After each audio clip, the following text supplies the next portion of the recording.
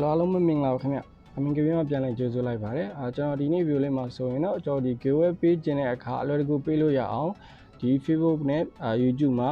giveaway အလွယ်တကူပေးလို့ရအောင်ကျွန်တော်ဒီ comment picker လေးဘယ်လိုသုံးပြလို့ရလဲဆိုတာကျွန်တော်ပြောပြပေးသွားချင်ပါတယ်။ Okay အဲ့တော့ကျွန်တော်ဒီပထမဆုံးအနေနဲ့ကျွန်တော်ဒီ browser ထဲဝင်လိုက်မယ်ပေါ့နော် Chrome browser ထဲကိုဝင်လိုက်မယ်။ဝင်ပြီးတော့ကျွန်တော်ဒီcomment picker ဆိုပြီးရလိုက်မယ်ပေါ့နော်။ COMMEND comment picker comment picker ဆိုပြီးတော့ရလိုက်မယ်။ရတဲ့အခါမှာကျွန်တော်ဒီမှာ comment picker ဆိုရတဲ့ဝင်လိုက်မယ်ပေါ့နော်။နောက်တစ်ခါမှာကျွန်တော် comment picker ထဲမှာဆိုရင်ကျွန်တော်ဘာလို့လုပ်ရလဲဆိုရင်ကျွန်တော်ဒီဘက်က menu လေးကိုနှိပ်လိုက်မယ်။နှိပ်တဲ့အခါမှာကျွန်တော်ဒီ Facebook မှာလည်းရှိရ YouTube မှာလည်းရှိရပေါ့နော်။ Okay အဲ့တော့ကျွန်တော်ပထမဆုံး Facebook ထဲကနေမှာFacebook comment picker ဆိုပြီးတော့ကျွန်တော်ရွေးလိုက်မယ်ပေါ့နော်။အဲ့ဒီခါမှာဆိုကျွန်တော် comment picker သုံးတော့မယ်ဆိုရင်ကျွန်တော်ဒီကိုရွေးခြင်းနဲ့ဝင်တာပေါ့နော်ကို page ရှိတဲ့နေရာကိုရွေးချယ်ပေါ့နော်အဲ့ဒါကိုကျွန်တော် IP ကိုweb page နဲ့ page ရှိတဲ့ Facebook ကောင်နဲ့ကျွန်တော် login ဝင်လိုက်မယ်ပေါ့နော် Okay login ဝင်အောင်ရင်မို့ဆိုတာရှိတယ် Okay အဲ့တော့ကျွန်တော်ဒီမှာအဲ့ထဲမှာဆိုကို page နဲ့ page ရှိမှာပေါ့နော် Okay ကိုသုံးပြီးတဲ့ page ရှိမယ် Okay ကျွန်တော် next ဆိုတာနှိပ်လိုက်မယ်နှိပ်ပြီးတော့ကျွန်တော် done ဆိုတာကျွန်တော်နှိပ်လိုက်မယ် Okay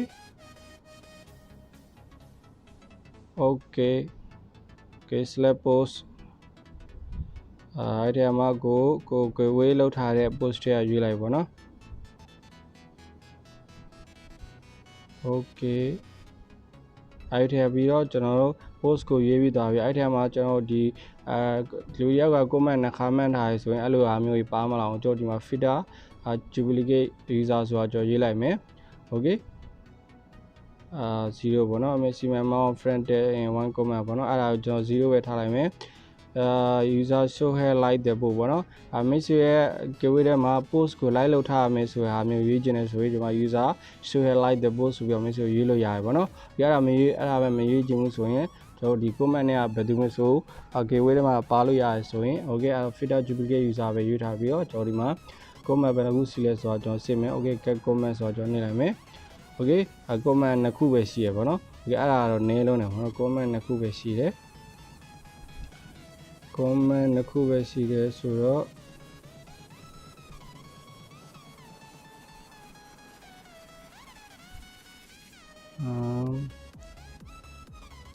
ဒီထဲမှာဆိုရင်ဒီ post မှာဘယ်နှခုရှိလဲဆိုတော့ကျွန်တော်ကြည့်လိုက်မယ်comment မရှိဘူးဒီ post က Okay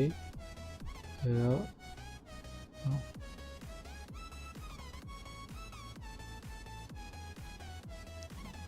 comment နည်းနေပါတော့ Okay ကျွန်တော်အဲ့ဒါကိုပဲကျွန်တော်ယူလိုက်မယ် Okay get comment Okay do အဲ့ထဲမှာနှစ်ယောက်ထဲပဲကျွန်တော်ယူလိုက်မှာပေါ့နော်အဲ့ဒါ Okay start ဆိုတာနေလိုက်မယ်ဒီထဲမှာရှိနေပေါ့နော်အဲ့ထဲမှာရှိတဲ့လူတွေကိုသူက random လုပ်နေမှာအဲ့ထဲကနေမှာဒီမှာ so minless ဆိုတော့ရွေးလိုက်မှာပေါ့နော် Okay ဒါရွေးပြီးတော့နောက်ထပ်ကြောက်တယောက်ကိုရွေးချင်တယ်ဆိုရင်ကျွန်တော် pick up နောက်တော့ဝင်လာဆိုနေပြီးတော့ကျွန်တော် start ဆိုတာနေလိုက်မယ်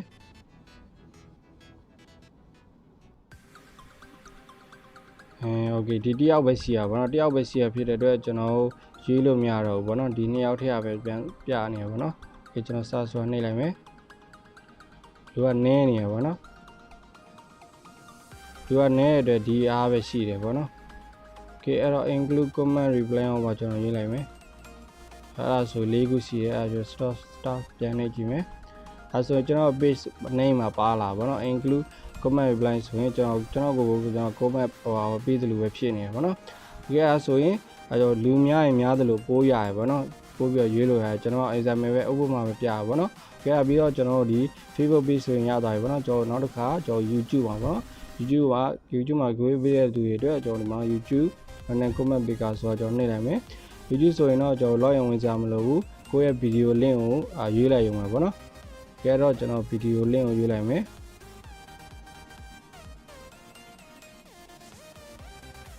အဲ့ဒီဒီ post ရဲ့ကျွန်တော် share ရနေပြီးတော့ copy link ကိုယူလိုက်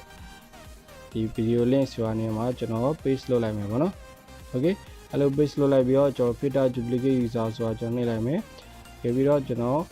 cap YouTube comment ဆိုတာကျွန်တော်နှိပ်လိုက်မယ်ပေါ့နော်ဒီမှာဆိုရင်ကျွန်တော်ဒီ comment နဲ့သူ9ယောက်ရှိ29ယောက်ရှိရပေါ့နော် ဒီကတော့ကျွန်တော် start ဆွဲနေလိုက်မယ်ဒါဆိုဒီတယောက်ကိုရွေးရနောက်တစ်ယောက်ကိုထပ်ရွေးခြင်းနဲ့ဆိုရင် pick another winner okay အဲ့ဆိုရင်ဒီမှာနောက်ထပ်တယောက်ထပ်ရရပါနော် okay နောက်ထပ်တယောက်ထပ်ရွေးမယ်ဒီမှာနောက်ထပ်တယောက်ထပ်ရွေးလို့ရသေးတယ်ဆိုတော့2ယောက်ထဲမလို့အဲ့လူပဲပြန်ကြာနေရပါတော့ okay ဒီမှာဆိုရင်နောက်ထပ်တယောက်မတူဘူးပေါ့နော်တယောက်နဲ့တယောက် okay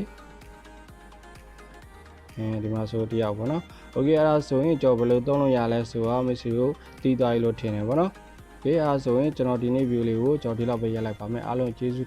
တင်ပါတယ်ခင်ဗျ